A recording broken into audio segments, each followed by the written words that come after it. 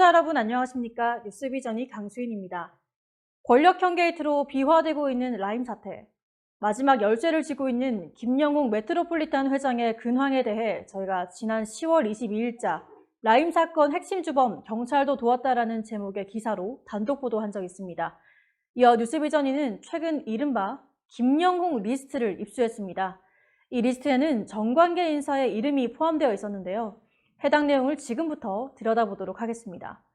10일 검찰 소식통에 따르면 검찰이 김영웅의 신변 확보에 본격적으로 나섰습니다. 동시에 김영웅의 자금 흐름도 추적하고 있는데요.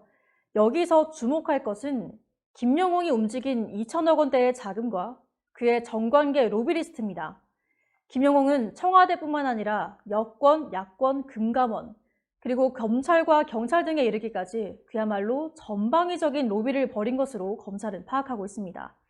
김영웅의 도피 행각을 두고 라임 사태의 피해자들은 이것이야말로 그가 정관계의 비호를 받고 있다는 강력한 증거다 이렇게 지적했습니다. 김영웅은 건설사인 라움 부회장 시절부터 로비에 아주 뛰어나서 회사의 중요한 일을 도맡아왔던 것으로 알려졌습니다.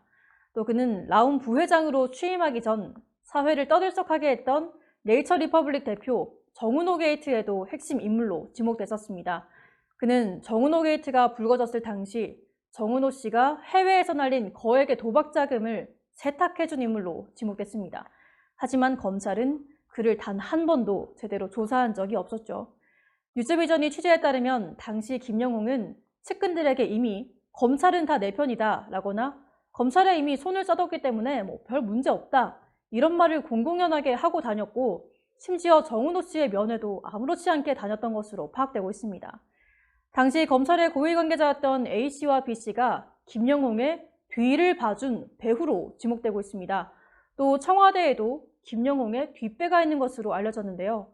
박근혜 정부 당시 청와대에 근무했던 K씨와 문재인 정부 청와대 내부 관계자인 D씨도 김영웅과 친밀한 관계를 유지하고 있으며 이번 라임 사태가 불거지자 거의 도피를 도왔던 것으로 검찰은 보고 있습니다.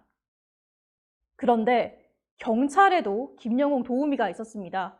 경찰의 고위 인사인 L씨는 김영웅의 이번 도피와 수사 진행 상황, 그리고 현재 국내 동향을 수시로 김영웅에게 전달하고 있는 것으로 뉴스비전이 취재 결과 드러났습니다.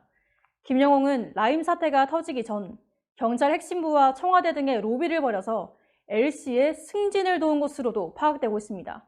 그 정황과 증언도 조금씩 수면 위로 드러나고 있어서 향후 경찰이 이 인사를 어떻게 조치할지 관심이 모아지고 있습니다. 뉴스비전이는 향후 라임 수사를 주시하면서 추가 내용을 조만간 공개할 예정입니다. 김영웅 회장은 2천억 원 규모의 자금을 필리핀으로 빼돌린 뒤 잠적해서 아직도 잡히고 있지 않은 라임 사태 최고 핵심 인물인데요. 김봉현 전 스타모빌리티 회장이 옥중 편지를 통해서 이를 라임 몸통으로 지목한 바 있습니다. 검찰에 따르면 김영웅 회장 측에서도 두 군데로 돈이 흘러갔는데 그중 하나가 김봉현 전 회장의 페이퍼 컴퍼니였습니다. 검찰은 이렇게 유입된 돈이 어디에 사용되는지를 추적하고 있는데요. 검찰은 이 돈이 재향군인의 상조회를 인수하는 데 들어갔다고 보고 있습니다.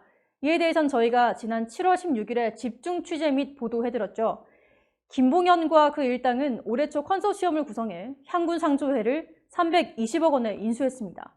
검찰은 현재 우리은행, 한국투자증권, 신한금융투자 등 금융기관들을 차례로 압수수색에 착수했고 검찰과 이들 금융사, 김영웅과의 연결고리를 집중 수사하고 있는 것으로 알려졌습니다. 김영웅의 도주를 도운 경찰 내부자가 있다는 데 이어서 금융기관에도 김영웅의 뒤를 봐주는 내부자가 있다는 말이 관가에 돌고 있는데요. 로비의 규제로 알려진 김영웅과 김봉현, 그 관계가 명확히 밝혀지면 라임 사태와 엮인 전관계 인사들이 속속히 드러날 것으로 전망됩니다. 지금까지 강수인이었습니다.